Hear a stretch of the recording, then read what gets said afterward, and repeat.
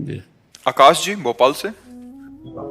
राधे राधे महाराज जी। महाराज जी, जब जन्माष्टमी, रामनवमी या कोई भी त्योहार आता है तो उस समय मेरा मन उस भगवान की तरफ ज्यादा झुकता है और पहले के भगवान के प्रति भाव कम हो जाता है। किसी भी एक भगवान के नाम के प्रति भाव स्थिर हो। प्रारंभिक साधना में यही होता है, प्रारंभिक ऐसा ही होता है, लेकिन जब साधना रंग लाती है तो फिर एक में आ जाती है। जब प्यार होता है तो फिर एक में हो जाता है, प्यार अनेक में नहीं होता। जब तक अनेक में रहता है तब तक साधना रंग नहीं लाती है। जैसे हम भी शुरू किए थे, जब हनुमान चालीसा, शिव चालीसा, राम रक्षा स्तोत्र, वो सब ऐसे शुरू होता है, और फिर आकर के जब भक्ति का रंग आता है तो फिर एक में एक भरोसो, एक बल, एक आस विश्वास, एक राम घनश्याम हित चातक तुलसीदास, चातक की तरह भगवान से प्रेम करने लगता है। ऐसा करना चाहिए, जैसा आप कर रहे हो ऐसा करना चाहिए। यही सब करते करते हम आगे बढ़ते हैं। जब आगे हम पहुंच जाते हैं, देखो क्रम है। अब अगर ककाहरा और मात्रा नहीं याद है तो पीएचडी तक कैसे पहुंचोगे? तो ये पीएचडी है, प्रेम का मतलब पीएचडी एकदम।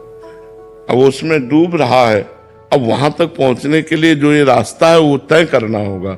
अब छलांग तो लगा नहीं सकते, ये परमार्थ है, इसमें क्रम बाई क्रम चला जाता है। तो आप जैसे चल रहे हो ऐसे पाप ना करना, गंदा भोजन मत करना, गंदे लोगों का संग मत करना, तो यही भक्ति धीरे धीरे रंग लाने लगेगी। ठीक है ना महाराज जी? आपके आशीर्वाद से राधा नाम पे बहुत विश्वास हुआ है। हाँ। और मैं चाहता हूँ कि बस ये हमेशा ऐसा ही। हाँ, नाम जपो, राधा राधा राधा राधा राधा जपते रहो, राधा। राहुल जी। राधे राधे महाराज जी। महाराज जी, हम सब आपके मुखारविंद से ऐसे ही अमृतमय वचन सुनते रहते हैं और अध्यात्म की गहराई को जान पाते हैं। महाराज जी, आपकी कृपा से नाम जप में रुचि बढ़ी है। महाराज जी, मेरा प्रश्न है कि बहुत बार आपने और शास्त्रों में कहा है कि तुम मन नहीं हो, तुम शरीर नहीं हो, सब में एक ही परम तत्व विराजमान है। तो मुक्त कौन है महाराज जी? मुक्त कौन होता है और सब में वो एक तत्व को देखने की दृष्टि कैसे प्राप्त? जब साधना की जाता है तो शरीर से तो होता है, मन से होता है, लेकिन आप जो है वो अक्रिय है। अब इसके ज्ञान के लिए जब हम गुरु का वरण करके और खूब भजन करते हैं और पवित्र आहार और संयम से चलते हैं, कोई पाप आचरण नहीं करते, तो ये ज्ञान स्वयं प्रकट होता है। ये समझाने से समझ में नहीं आएगा। अनुभव गम में भजे जे संता।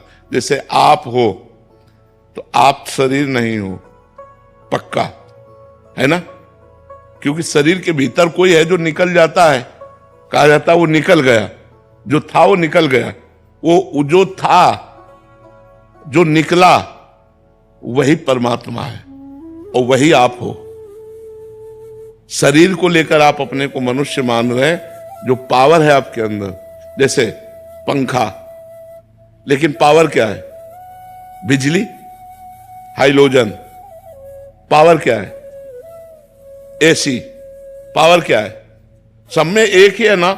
ऐसे स्त्री, पुरुष, मूर्ख, विद्वान, जड़, चैतन्य, ये बाहरी ढांचों के नाम हैं, लेकिन इनमें बिजली क्या है? परमात्मा, वही आप है। तत्त्वम असि, वेद कहता है। तत् माने जिस परमात्मा को तुम अलग समझ रहे हो, त्वम माने तुम, असि माने है, वो तुम ही हो। अब अपने को हम मनुष्य मान रहे हैं। अब हमें साधना करनी पड़ेगी इनके त्याग की, और जहां इनका त्याग हुआ अंदर से शरीर का राग का, तो आप खुद देखेंगे आप ब्रह्म स्वरूप हो जाएंगे, आप भगवत स्वरूप हो जाएंगे। देखो अपने यहाँ संतों को नहीं कहा जाता अरे यार ये तो साक्षात भगवान है, नहीं कहा जाता। क्यों? क्योंकि वो भगवान में लीन हो गए, भगवान में तन्मय हो गए। तो अपने लोग भी कहने लगते हैं वो तो भगवान है, वो तो भगवान है। हम मानते हैं कि हमारे यहाँ गुरु भगवान है, हमारे यहाँ संत भगवान है, क्योंकि वो भगवान में तन्मय हो गए। तो आपका स्वरूप भी भगवत स्वरूप है। ये मन आप नहीं, आप बुद्धि नहीं, आप चित्त नहीं है, आप प्राण नहीं है, आप शरीर नहीं है, आप स्वभाव नहीं है, आप सबसे अलग हैं। बस यही जानने के लिए तो संत महात्मा पूरा जीवन लगा देते हैं कि हमारा स्वरूप क्या है। तो वो भजन से आएगा। खूब नाम जप करो, नाम जप करो, इसी से समझ में आ जाएगा। नयन कुमार चौबे जी। महाराज जी, आपकी कृपा से 6 महीने पूर्व मुझे शरणागति मिली गुरुदेव भगवान, मेरे मन में हमेशा संशय बना रहता है कि गुरु मंत्र जो कि सर्वोपरि के बावजूद गायत्री का जप करना उचित है या नहीं, और डर लगा रहता है कि गुरु के प्रति कोई अपराध या शरणागति नहीं। अब जब शरणागत हो गए हो तो गुरु मंत्र ही जपना चाहिए, किसका प्रश्न है। हाँ, अब गुरु मंत्र ही जपना चाहिए, अब अन्य नहीं। जब हम जिस मार्ग में आ गए तो उसी मार्ग को पकड़े। गुरु मंत्र जपो, चतुरासी जी का पाठ करो, राधा वल्लभ श्री हरिवंश नाम जप करो, इतने में समय ही नहीं रहना चाहिए। हर समय राधा वल्लभ श्री हरिवंश, राधा वल्लभ श्री हरिवंश, और जब पवित्र है तो गुरु मंत्र जप रहे हैं, और जो फिर चतुरासी जी पढ़ रहे हैं, फिर नाम जप कर रहे हैं, फिर मंत्र जप कर रहे हैं, फिर इसी को जीवन बना लो तो एक मार्ग पुष्ट हो जाएगा। अब अलग अलग हमारे उपासना नहीं, अब सब आकर एक जगह मिल गई। जैसे पीपल के वृक्ष में की जड़ में पानी चढ़ा दो तो डाल पत्तों में सब जगह पहुंच जाता है। अब सबके मूल भगवान है, यदि भगवान का हम भजन कर रहे हैं तो सबका आराधन हो जाता है।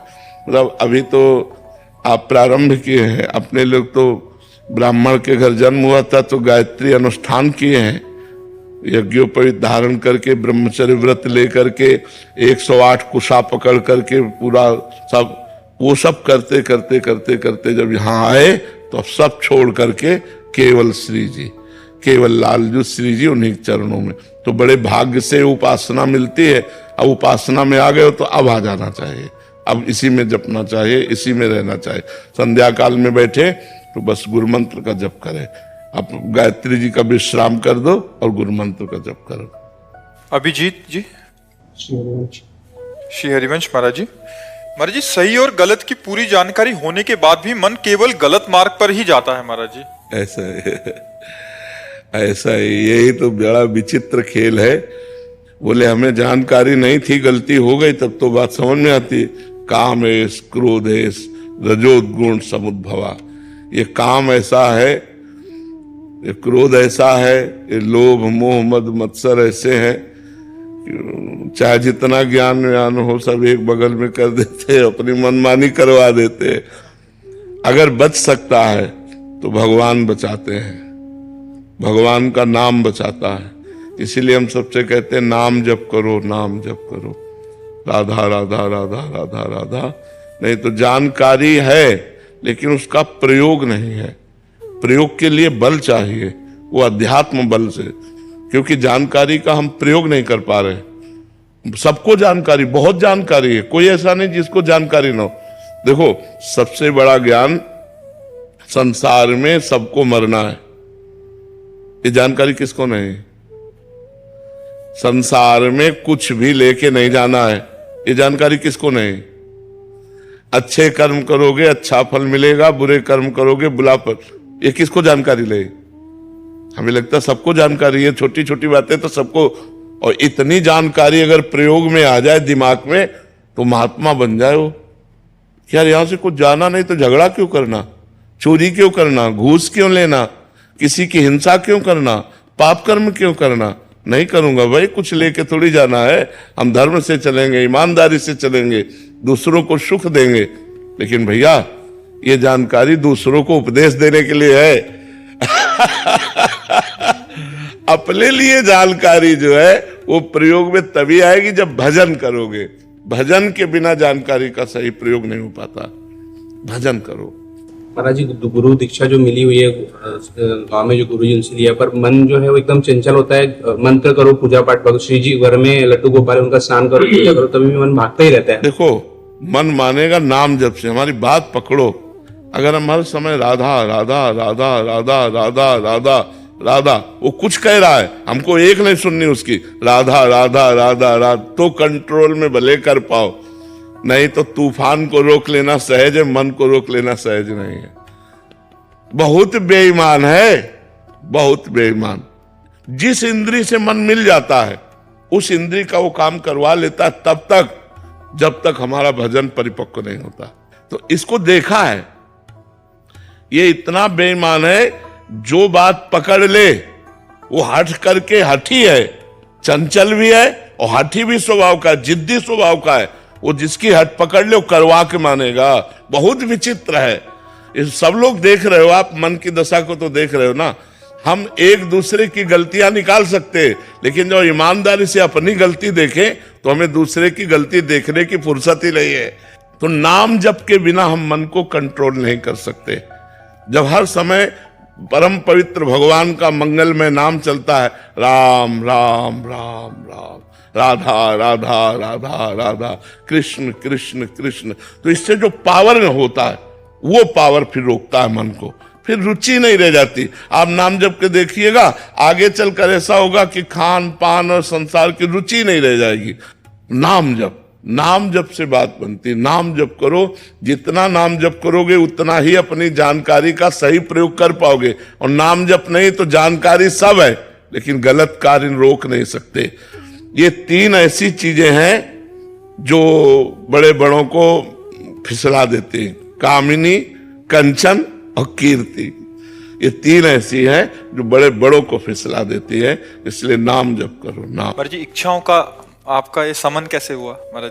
नाम जप से, भगवान के नाम जप से। नाम जप करते करते करते करते अब वो जो कामना के लिए इच्छा रहती है, वो कामना वाली जगह नहीं रह गई, तो अब कोई इच्छा नहीं है।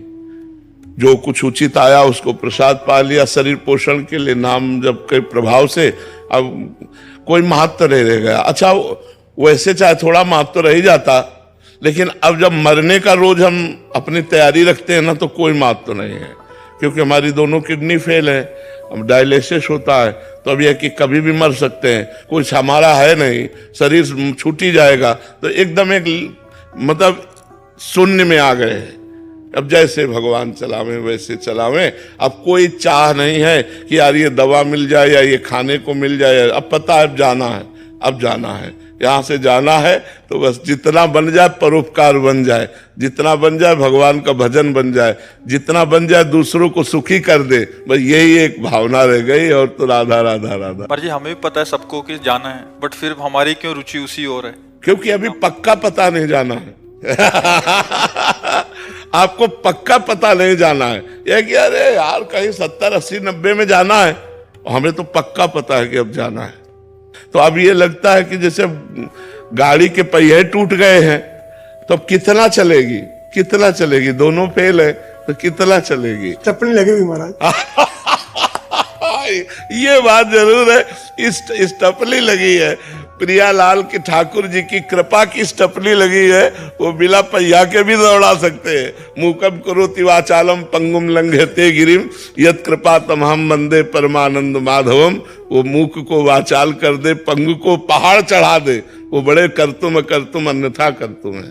मोहन मिश्रा जी हरदोई से। दादा बोले शेरवंश। शेरवंश महाराज जी मेरी उम्र 25 वर्ष है। आपकी प्रेरणा से ब्रह्मचर्य और नाम जप के माध्यम से अध्यात्म मार्ग पर पिछले कुछ महीनों से बढ़ने का प्रयास कर रहा हूँ। महाराज जी, मुझे पूर्व में भोगों के प्रति रहे मलिन मन के प्रति खेद उत्पन्न होता है। मेरा सवाल है कि महाराज जी, हमारे देश में ब्रह्मचर्य जैसे विषय पर बचपन से ही माता पिता और हमारी शिक्षा प्रणाली खुलकर चर्चा क्यों नहीं कर पाती? महाराज जी, वर्तमान में ये कैसे संभव हो पाए? बहुत कठिन है बच्चा।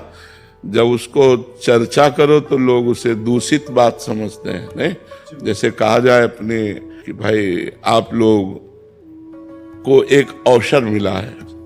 हमारे शास्त्र में जीवन को 4 भागों में बांट दिया गया। पहला ब्रह्मचर्य, दूसरा गृहस्थ, तीसरा वानप्रस्थ और चौथा सन्यास। ये पूर्ण मानव जीवन की पूर्णता है। अब जब नींव ही ना होगी तो महल कैसे खड़ा हो जाएगा? मनुष्य जीवन की नींव है ब्रह्मचर्य। अब छोटे छोटे बच्चों में गंदी बातें आ गई हैं मोबाइल के कारण और कुसंग के कारण। हमारे सामने ऐसे ऐसे बच्चे हैं जो 12 वर्ष 13 वर्ष के हैं और हस्तमैथुन के शिकार हो गए, ये गलत आचरण में आ गए। तो अब उनका जीवन क्या खोखला हो जाएगा? जवानी आते आते वो अपने को खोखला कर देंगे। हमें लगता है कि जैसे पहले गुरुकुल जो होते थे तो उससे हमारे समाज का बहुत सुधार होता था कि बच्चे गुरु जी के यहाँ रहते थे तो वहाँ गुरुकुल में ब्रह्मचर्य की शिक्षा दी जाती थी। शास्त्रों का स्वाध्याय, त्रिकाल संध्या, तर्पण, बलिवैश्य देव, ये सब सिखाया जाता था जो हमारे धर्म का स्वरूप है। अब बचपन से जहां वो कुछ बोलना सीखते हैं तो ABCD सिखाई जाती है, आधुनिक शिक्षा सिखाई जाती है। आधुनिक शिक्षा बढ़िया है, लेकिन आध्यात्मिक शिक्षा का सपोर्ट होते हुए, पर आध्यात्मिक शिक्षा का सपोर्ट बिल्कुल नहीं है। आज के अध्ययन में बिल्कुल आध्यात्मिक शिक्षा का कभी ये नहीं सिखाया जाता कि प्रातः काल ब्रह्म मुहूर्त में 4 बजे उठो और उठकर अपने माता पिता के चरण छुओ, फिर शौच स्नान आदि करके फिर गायत्री मंत्र जपो, भगवान सूर्य को अर्घ दो, कम से कम 2 काल की संध्या तो करो ही, प्रातःकालीन और सायंकालीन संध्या। तो ये सब कहाँ रह गया? 9 बजे तक तो बच्चे सो के उठते हैं, आजकल तो 11-11 बजे तक लोग सो के उठते हैं।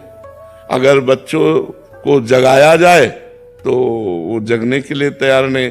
तो आध्यात्मिक सपोर्ट ना होने के कारण हमारी प्रारंभिक दिनचर्या ही बिगड़ जाती है, और कोई दिनचर्या नहीं तो आराधना, देव आराधना कैसे होगी? लेकिन गुरुदेव आपने सच में जीवन बदल दिया तमाम लोगों का। आप आज हम देख रहे हैं हमारे क्षेत्र में काफी लोग ऐसे मीडिया में हैं, लेकिन वो अपना चिंतन बदल रहे हैं, अपना जीवन बदल रहे हैं। ये आपकी कृपा से है। आपने लाखों करोड़ों युवाओं का जीवन बनाया है गुरुदेव, ये कृपा बनाए रखना। और हम सच में, ये मेरे जीवन में हुआ है गुरुदेव। महाराज जी, अभी चर्चा चल रही थी इसलिए आपको बता रहे हैं। महाराज जी पीछे 1 साल से इस पे काम कर रहे थे, एक ब्रह्मचर्य कब, क्यों और कैसे। आपकी मतलब प्रवचनों से और आपने जो आज तक महाराज जी इसकी विशेष सूची में आपको 4 खंड में महाराज जी इसको किया है। जैसे ये कह रहे हैं कि स्कूल में विद्यार्थी आदि या किन्हीं को, तो ब्रह्मचर्य क्या है, उसको वीर्य उत्पन्न कैसे होता है, या उसके रक्षण के लिए क्या क्या हमें ध्यान रखना चाहिए, हमारी दिनचर्या क्या होनी चाहिए, हमारा खान पान क्या होना चाहिए, या अगर विद्यार्थी हैं तो ब्रह्मचर्य कैसे, अगर हम सन्यासी हैं तो फिर ब्रह्मचर्य का क्या महत्व है। बहुत सुंदर लिखा हुआ है महाराज जी। पूरा संकलन पिछले 1 साल से इस पे हम काम कर रहे थे। बहुत सुंदर, बहुत। तो अभी ये लगभग हो गया 15-20 दिन में महाराज जी, ये सबके लिए, जनसाधारण के लिए वो हो जाएगा। जितनी भी वानियां थी ब्रह्मचर्य पे, उस पे सबसे संकलन करके भी। अब देखो इसमें लिखा है, वीर ही हृदय को पुष्ट तथा कर्तव्यशील बनाता है। वीर से ही सर्वांग में जीवनी शक्ति संचालित होती है। जो वीरवान है, ब्रह्मचर्यवान है, वो बड़ा तेजस्वी होगा, मतलब आंतरिक उसके स्फूर्ति बहुत होगी। वीर से ही मस्तिष्क शांत और विचार शक्ति संपन्न रहता है। ओवर थिंकिंग, जो निगेटिव चिंतन है, ये काटता है। जो ब्रह्मचर्य है वो गंभीरता और शांति प्रदान करता है। वीर से ही दृष्टि और श्रवण शक्ति स्थिर होती है। वीर से आपके जो वीरवान है, उनके ज्योति नेत्र की और उनकी श्रवण शक्ति बड़ी पुष्ट होगी।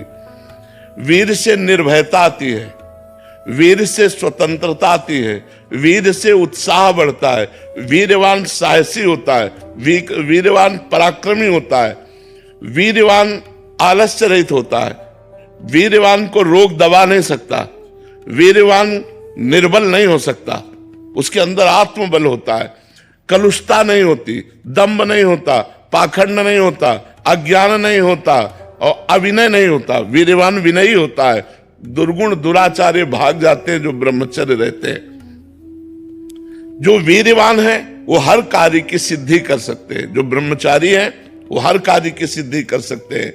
जो वीरवान है उससे पुष्ट और स्वस्थ संतान उत्पन्न होती है। जो वीरवान है वो सुंदर होगा, उसमें एक आकर्षण होगा, उसमें सभ्यता होगी, उसमें पवित्रता होगी, उसमें धैर्य होगा, उसमें पुण्य और सद्व्यवहार करने का स्वभाव होगा। वो जो कार्य करेगा वो पुण्यात्मक करेगा और सद्व्यवहार करेगा। कहने का सारांश है कि मनुष्य शरीर में वीर एक महाशक्ति है। जो इसका अधिक से अधिक संग्रह करता है वो उन्नति को प्राप्त होता है। बहुत सुंदर इसमें लिखा हुआ है। बड़े बड़े वैज्ञानिकों का मत है कि सृष्टि के प्रत्येक पदार्थ में कोई ना कोई सार तत्व अवश्य होता है। उसी तरह मनुष्य के शरीर का एक सर्वोच्च सार तत्व है वीर्य। इसके बिना वो एक क्षण भी सक्रिय नहीं रह सकता। तो जो व्यक्ति अज्ञान के कारण अपने वीर्य का क्षरण करता है, नाश करता है, उसमें बहुत से दोष उत्पन्न हो जाते हैं। ये बहुत सुंदर ग्रंथ है, बहुत सुंदर ग्रंथ है। ये जो सत्संग है हमारे, उन सत्संगों का इसमें संकलन किया गया है हाँ, इसमें ब्रह्मचर्य कब, क्यों और कैसे रहे। महाराज जी, इसमें जो प्रश्न उत्तर भी साधकों के साथ हुए हैं आपके, जो ब्रह्मचर्य के ऊपर पूछे हैं, चाहे स्त्री साधक ने, वो भी उसका भी जो आपने उत्तर दिया है, बहुत सुंदर किया, बहुत। अगले 15, 20, 25 दिन में इसका हम जनसाधारण के लिए प्रिंट आउट के लिए हाँ देंगे। बिल्कुल, पूरा बहुत सुंदर, इससे नौजवानों को बहुत लाभ मिलेगा। हाँ, महाराज जी। बहुत। मतलब जो विद्यार्थी हैं या जो सन्यासी हैं, स्त्रियां हैं, पुरुष हैं, ग्रस्त में हैं, सबके लिए अलग अलग किस दशा में कैसे ब्रह्मचर्य को धारण बिल्कुल, करें। बहुत सुंदर। मतलब ये संक्षेप में और समझा दीजिए कि आगे कैसे हम लोग चलें। अभी तो चल रहे हैं, लेकिन कभी कभी एकदम से वेग आता तो बड़ी समस्या होती है, आगे कैसे। उस समय नाम जप नाम कीर्तन, ये दो ही बचाते हैं। काम का वेग तब हमको व्यथित करेगा, ध्यायतो विषयान पुंसास संगास तेषु उपजायते। जब हम भजन छोड़ देंगे और उसी विषय का चिंतन करने लगेंगे, तब वो हमारी हालत खराब कर देगा।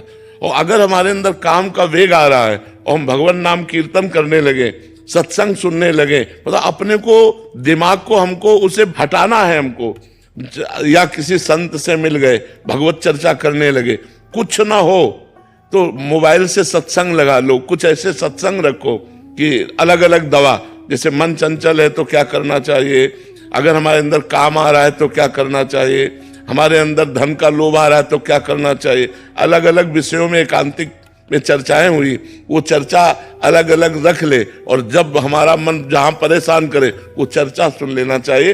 और नाम जप जरूर करना चाहिए, नाम जप से बच जाओगे। नाम काटता है, जैसे वो अंदर से मन एकाग्र कर रहा है आपको काम में, काम क्रीड़ा में एकाग्र कर रहा है, अब आप एकाग्र ना हो पाओ, बस आपकी चतुरताएं है। अगर एकाग्र हो गए तो संकल्प बन जाएगा, और संकल्प बन जाएगा फिर गड़बड़ हो जाएगा। संकल्प ना बनने पाए, वो बार बार पेश करेगा, पीछे के संयोग पेश करेगा, जो पीछे गलती हो गई वो सुख आपके सामने लाएगा और आपको आकर्षित करेगा। आपको हटाना है, राधा राधा राधा राधा राधा, और एक बार हटा लिया आप और कोई क्रिया नहीं हो पाई, तो अगली बार वो 80% में आएगा, 100% में नहीं आएगा। और अगर दूसरी बार हटा दिया तो कम होता चला जाएगा, कम होते होते फिर स्फुरण होता है और खत्म हो जाता है, फिर धीरे धीरे स्फुरण भी खत्म हो जाता है। पर ये बहुत लंबा प्रोसेस है, ये नहीं कि 2-4 साल में खत्म हो जाएगा, लंबा प्रोसेस है। हमारे कर्म कैसे होने चाहिए जो हमको पता चले कि वो सही है या गलत है। शास्त्र के अनुसार, संतों के अनुसार, जो भगवान ने तस्मात् शास्त्रम प्रमाणम ते कार्य अकार्यो व्यवस्थितो, कार्य और अकार्य की व्यवस्था शास्त्र के अनुसार की गई। हमें शास्त्रों का पता नहीं सबको, तो संतों की आज्ञा के अनुसार होना चाहिए। और दूसरी बात है, सबके हृदय में भगवान बैठे हैं, तो आप कोई गलत करना चाहें तो एक अंदर से आवाज आएगी, ये गलत है, आप उन्हीं की बात मान लो, भगवान अंदर बैठे। ब्रजवासी से संबंध कैसे हो गए? ब्रजवासी का भगवान से या ब्रजवासी का संत से? ब्रजवासी को संत से संबंध कैसे हो? जैसे अपने घर के जनों से संबंध होता है, क्योंकि ब्रजवासियों के संत जूठन खा करके उनकी चरण रज के बल से वो संत बनते हैं। इसलिए ब्रजवासियों की कृपा संतों पर ऐसी रहे जैसे अपने लाला पे कृपा रहते हैं।